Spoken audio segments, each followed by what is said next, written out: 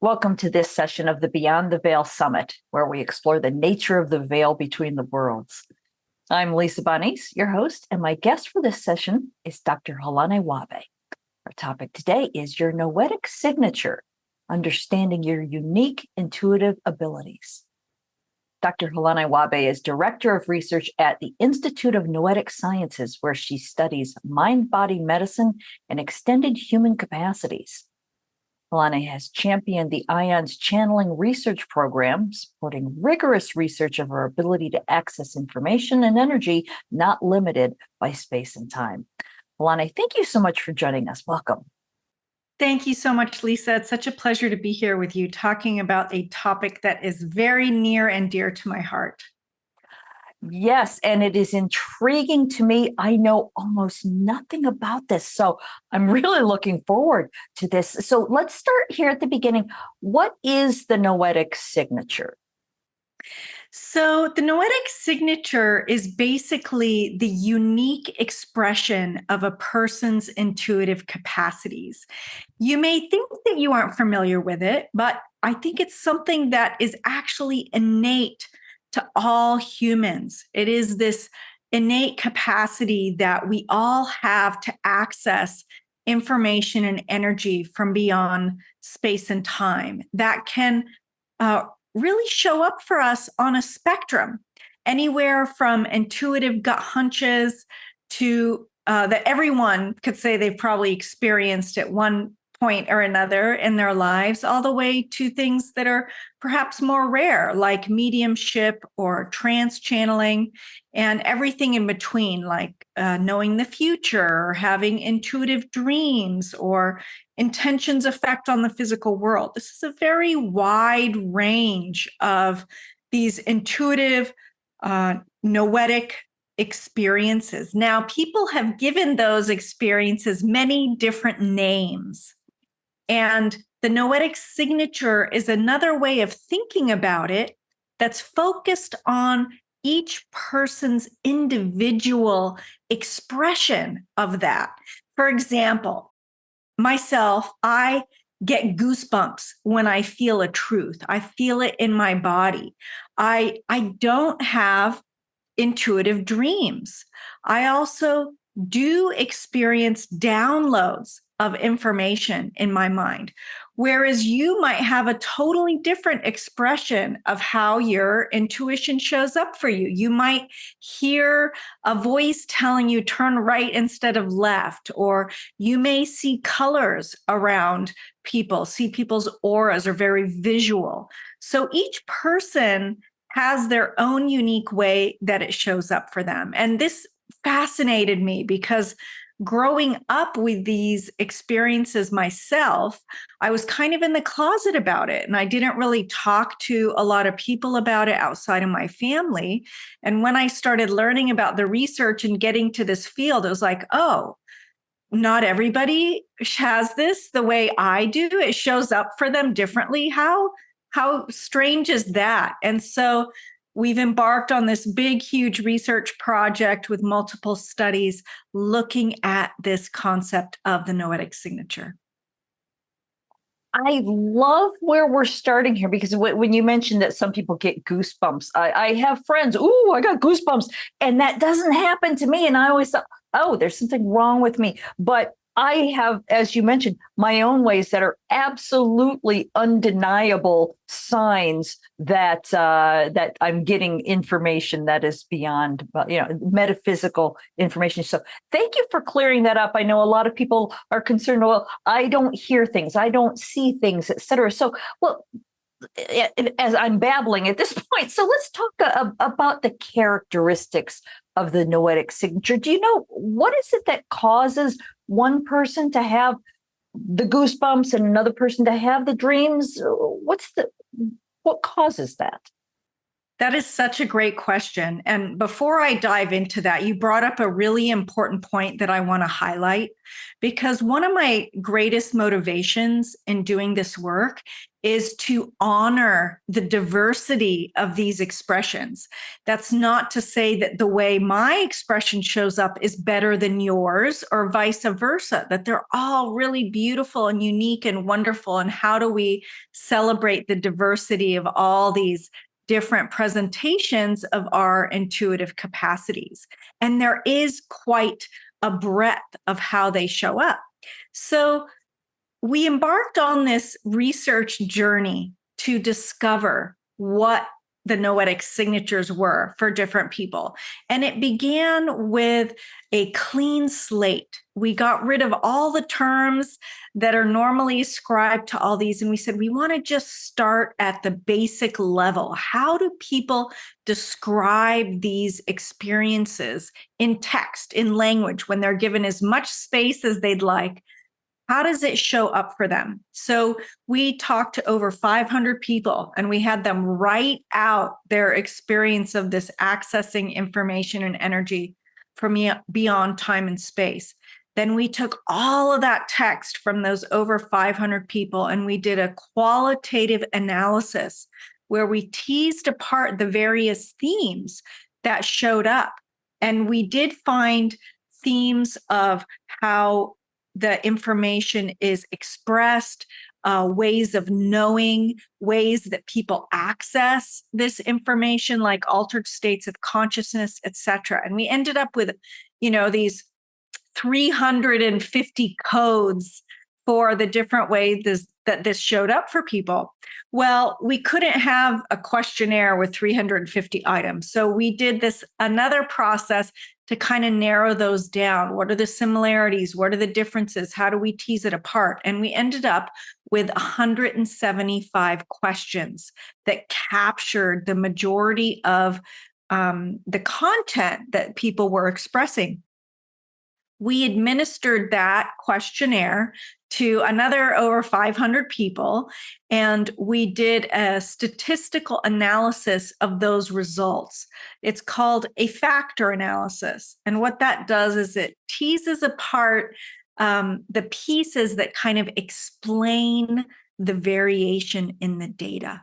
And from that, we ended up with these 12 characteristics that we are basically holding as the basic structure of the noetic signature. So let me dive into those characteristics.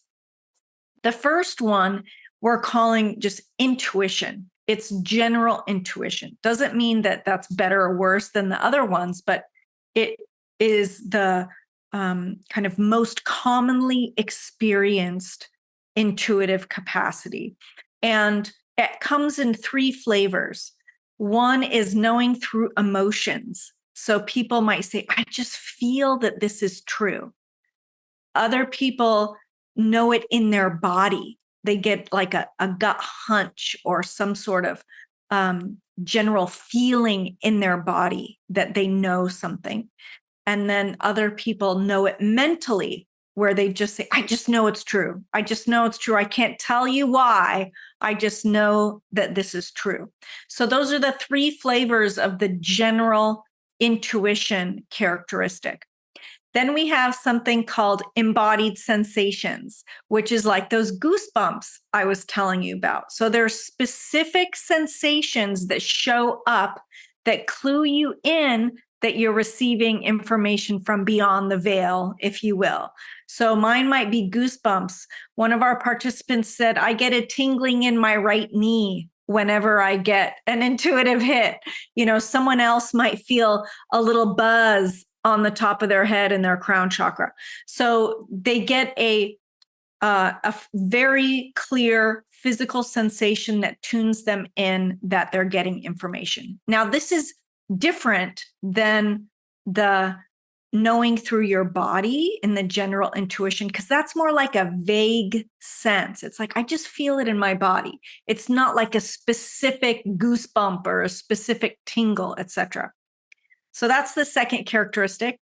The third is physical sensations from other people. Now, this one's really quite unique because it's about actually feeling other people's physical pain or sensations in their body. We had numerous anecdotes of people, let's say, someone got into a car with a friend of theirs to go on a trip. They're feeling perfectly fine before they got into the car. But then after a few minutes in the car, they started having a really intense headache and they didn't know why. And it was really bizarre. And they said to their friend, "Wow, I just got this really intense headache." And the friend says, "Oh, that's crazy because I've had this headache for the last few hours and I don't know what's going on." So the friend was picking up the physical sensations of the other person. So that's the third characteristic. The fourth is inner knowing through touch, which is being able to hold a physical object, like say, this crystal here, and be able to tune into it and tell you, what part of the world it came from, who mined it, its travels to its point sitting here on my desk. So that's inner knowing through touch, being able to touch things and know information about them that you couldn't possibly know. The next characteristic is inner voice. So this is traditionally known as clairaudience. It's basically receiving internal mental messages through your mind.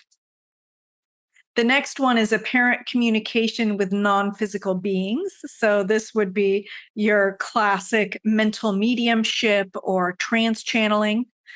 The next one is knowing the future, which is also been called precognition. So being able to get hits about things that turn out to be true in the future. The next characteristic is knowing through dreams. So a lot of people actually get intuitive wisdom while they're asleep. That's not something that really shows up for me, but there's a lot of other people who have that as their characteristics.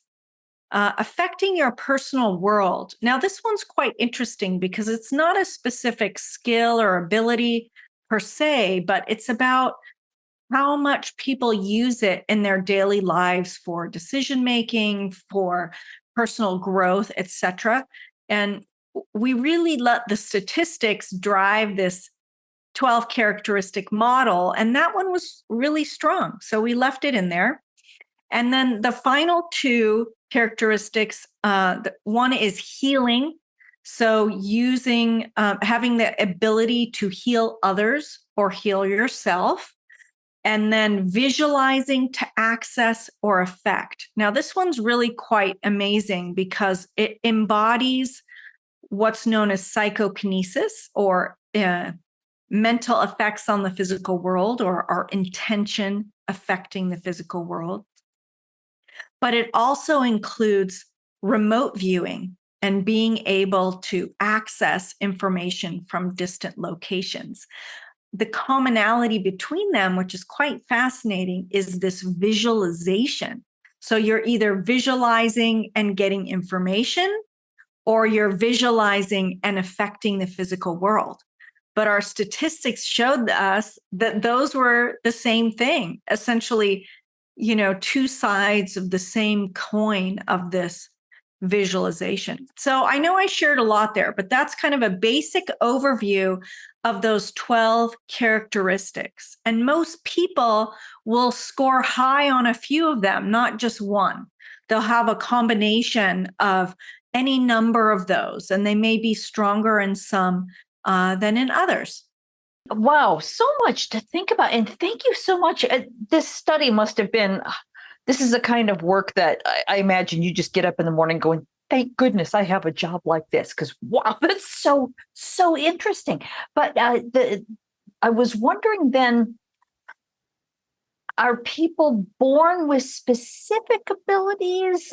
Can they acquire them? Is this something like, could I train myself somehow to get those goosebumps if that's what I wanted to have as a signal?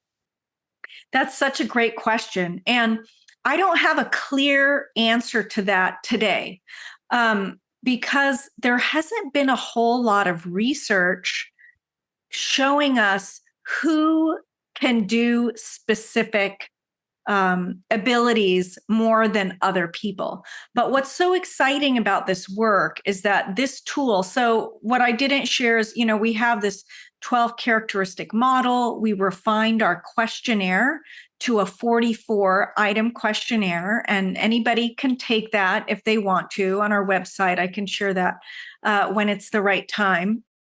And through collecting that data, we can then look at, is there anything about those people who score high on certain things than others that we can learn about? We have a study right now looking at genetics, but the study's not done yet. We also are collaborating with Columbia and Harvard University looking at structural neuroimaging, so the structure of the brain, and if it's associated with any of these pieces.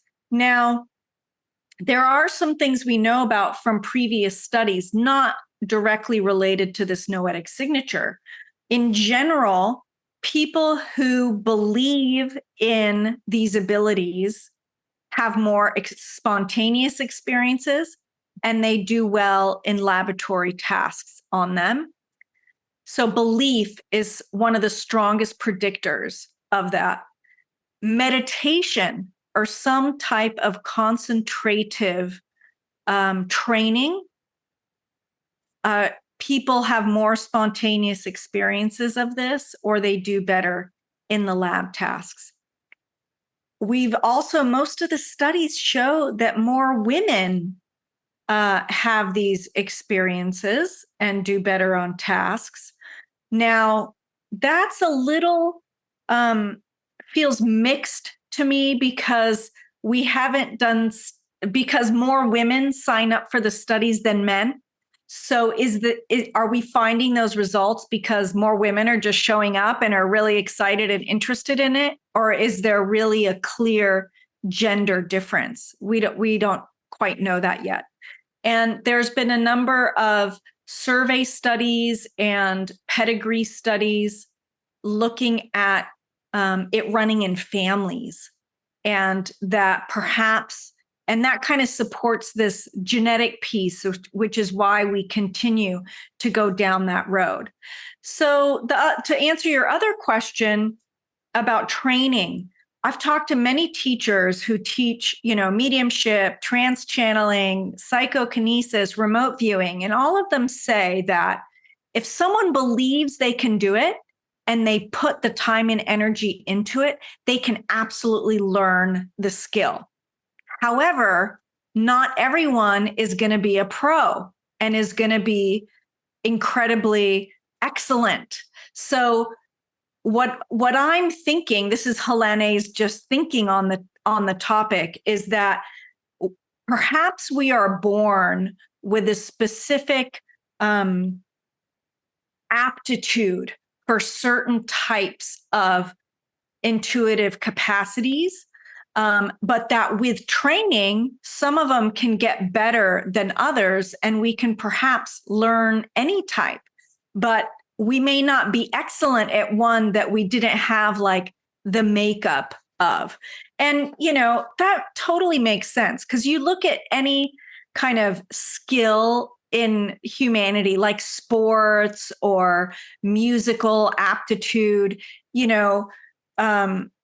take soccer or basketball. Like, I can take and dribble a basketball and I can try to make a free throw. I'm never, ever going to be a professional basketball player because I just don't have what it takes. So my sense is there's kind of like a curve in terms of how that shows up for people. Okay. Well, there's a lot to think about there. One thing that caught in my mind, you were talking about women, maybe women are showing up more often than this. And what came to mind is the phrase women's intuition. That's something that, women have just been sort of handed. Just in your own personal opinion, or unless the research has shown the answer to this, do you suppose that may be another reason that more women showed up for the studies, just because it's sort of assumed that women have this extra ability? Maybe, yes. And, of course, when we talk about gender, there's so many pieces that play into it. there is, how people are raised to fit those roles. In general, the feminine is more yin or receptive. It's a quality of being more soft, if you will, and patient and allowing. And, you can talk to many practitioners and teachers in this field, and you can't force intuition. It's not a yang, directive, action oriented experience. It really is this allowing, receptive, receiving, especially if you're trying to access information. But even with psychokinesis and intention, there's not a force traveling out to create an effect. It is often visualizing an outcome that you want to see happen. And so those qualities are traditionally ascribed to the female gender. Now, in the West, males are not encouraged to develop that side of them. And I personally believe that all of us have both masculine and feminine qualities within each of us. And if we lived in a culture where that was encouraged in all of us, I wonder if more men would show up. And, you asked me what do I personally think too. I have two boys. I have two sons, and just my own allowing of them to nurture their intuitive capacities has been really permissive. And so I see how they are in the world, and it's not kind of like the traditional male stereotype, and that they're allowing intuitive capacities are really well developed. Anyway, I could go on and on about this because it's such a loaded and complex topic. And so when we do a study and we look at gender and we say, oh, there are more women than men, I think it's way more complex than just seeing this clear gender difference. And yet today, who's showing up, who's interested, are the women. And the women are stepping up to that. And I don't think that should preclude people who identify as male from showing up, and that they aren't capable of doing this, because I don't really believe that at all, actually. Yeah, I agree with you. I know plenty of men, people who identify as male, et cetera, who absolutely are in tune with their intuition. Yeah, I just thought it was interesting that the study, more women were showing up for that. So thank you for diving into that for me. Another thing you talked about was psychokinesis.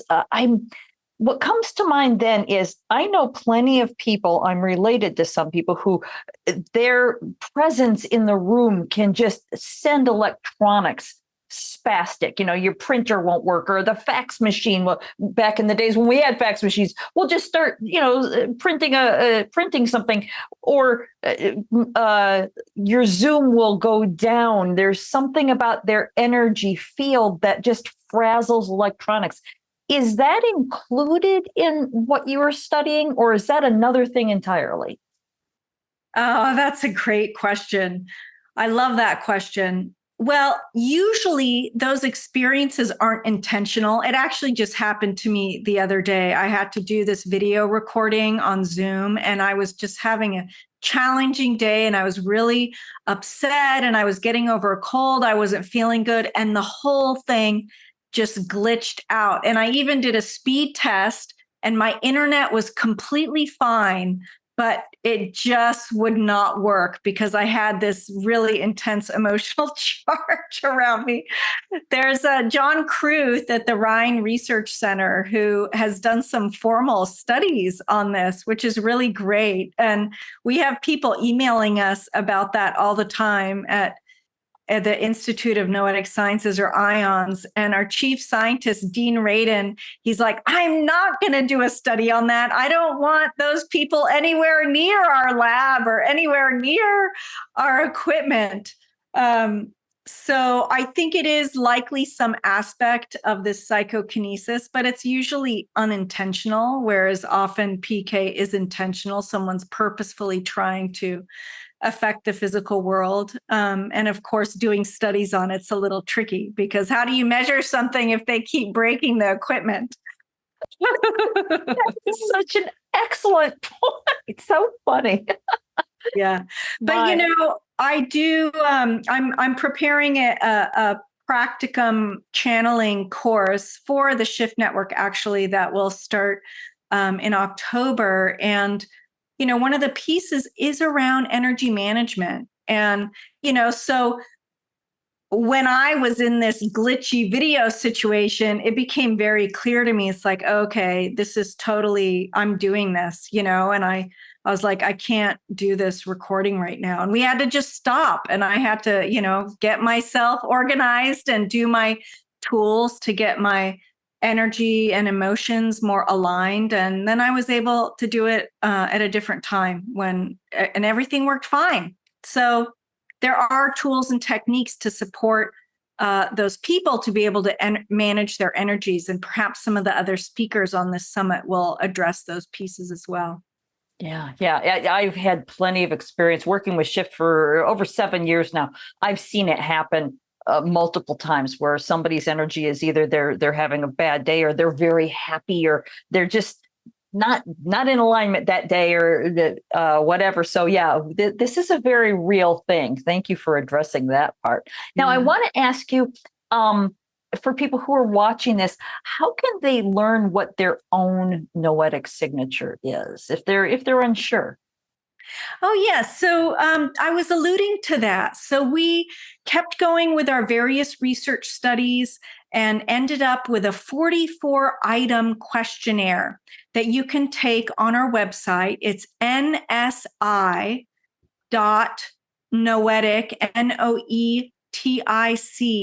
Noetic.org. And so anybody from the general public can take the inventory and then you get a report of your results. So that's how people can access it. I also want to put it out there that if you're a researcher and you're interested in using the questionnaire for research or even for your clients, but at a group level, that we make it available with the scoring sheets and everything at no cost. So we want to encourage it to be used so that we can learn more about if it changes over time, what therapies might affect it, if at all. Are there any commonalities about people who score better on some things than the others? That's really cool. I'm going to be doing that as soon as we're done here. So aside from personal curiosity, how can learning about our personal noetic signature actually benefit us, maybe help us in our work, in society and in the world itself? Yes, I really see this as a personal discovery tool. And, some people who are very well versed and have been on this journey for a very long time might be like, oh, this isn't new information. I already knew this already.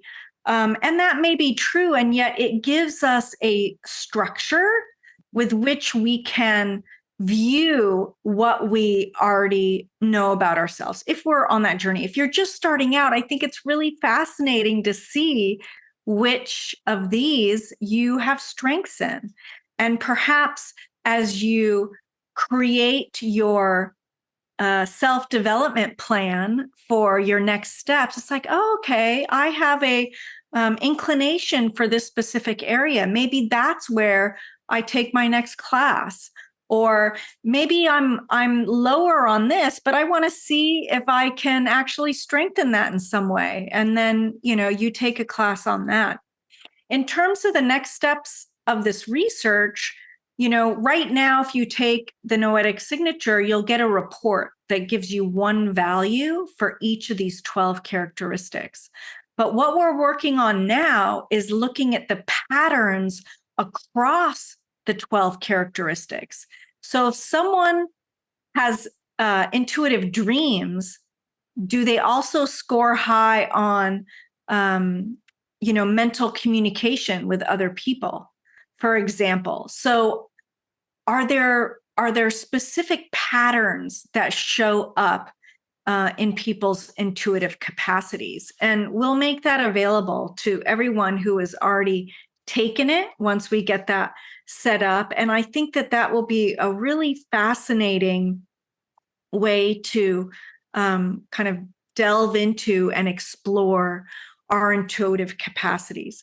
Beyond this individual personal benefit, I think there's a huge societal benefit because it normalizes these experiences. It makes it hopefully safe for people to talk about. It gives them a common language. And I know there's so many terms associated with these phenomenon. And unfortunately, many of those terms are really taboo. So if you went into your workplace coffee room and said, "Oh, I had ESP, psychokinesis, telepathic experience the other day," some people might not feel comfortable using those actual words.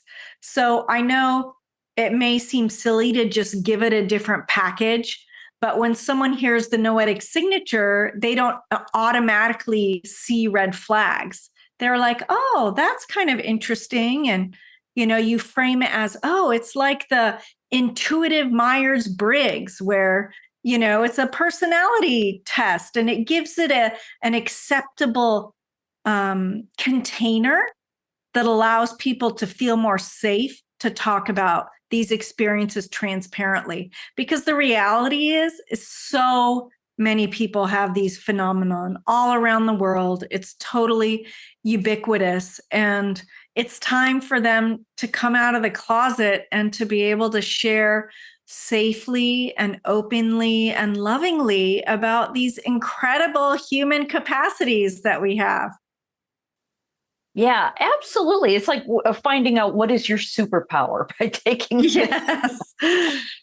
Yeah. Yes. Well, so I'm wondering then, just sort of off on a different topic, but we were talking about, this global, we're sort of having this awakening time where people are starting to open up to the ideas of exploring psychic phenomena, et cetera. And in the evolution of humankind, I think it's really interesting that we're sort of on this edge of we could go either way. Things could either go really bad or they could go in a better direction. It feels to me that the more we open up to this kind of information, the more intuitive we become and the more we learn to sort of communicate with nature, et cetera, the more likely we are to go into a healthier direction. Do you believe that that's true and that this kind of work will actually help that? Or is that just my own wishful thinking? Oh, I'm absolutely aligned with that. I think it's challenging to experience these intuitive capacities and not have a direct felt sense of our interconnectedness with all that is. And once we feel in our bodies that interconnectedness, I think compassion and love and kindness naturally evolves from that. And there is an increase in impeccability with our word, with our behavior, and wanting to be aligned with that, with our thoughts and how we actually are in the world. Also, so yes, I'm totally aligned with that. And related to that, often when we look around us at what's presented to us from the outside, it can look real, real ugly. And I personally believe that ugliness is just the muck that is rising from the dredges. So if you envision a glass of water that has clear water in it, but there's a layer of mud at the bottom, I believe that we're getting a lot of beautiful, crystal clear, pure water poured into that glass. and the mud is rising up. And so the water in that glass looks really, really bad. It looks really bad, but the water is going to keep continuing to be poured in. And at the end of the day, we're going to have a beautiful glass of water with no mud at the bottom. And so the ugliness that I see in the world is an invitation to process the shadow, to process the darkness within my own self, to observe those as parts of myself that I may not have been willing to acknowledge in the past, and to own it and say, this is actually all me. And I choose love. I choose love moment by moment. And this path of journeying beyond the veil, of inspiring ourselves to acknowledge and build those capacities, really, I think, support that discovery of our connectedness and the fullness of who we are as individuals and as a collective. Beautifully stated. Thank you for that. Now, I want to, before we go any further in our conversations, we're getting a little low on time. I want to make sure that I mention not just your website for ions, it's noetic.org, but let's repeat the other one. It's nsi.noetic.org. I assume that stands for Noetic Signature Inventory. Yeah, that's right. All right, cool. So we could go so many different places with this, but I want to let you sort of steer the next little segment here. What would you want to make sure that we talk about before we wrap this up, or do you feel like we've covered it? I think I would just want to inspire the audience to take that next step that they've been wanting to take, to have love and compassion for themselves in their journey, and to know that they're not alone, to take heart, to feel courage that we are all in this together, and to, not to sound cliche, but to just be all you can be and step into that wonderful magnificence. All right. Well said. Thank you so much for being with us today, Helané. This has been an absolutely fascinating conversation. I can't wait to go to the website and take that test myself. Thank you so much, Lisa. It was a pleasure.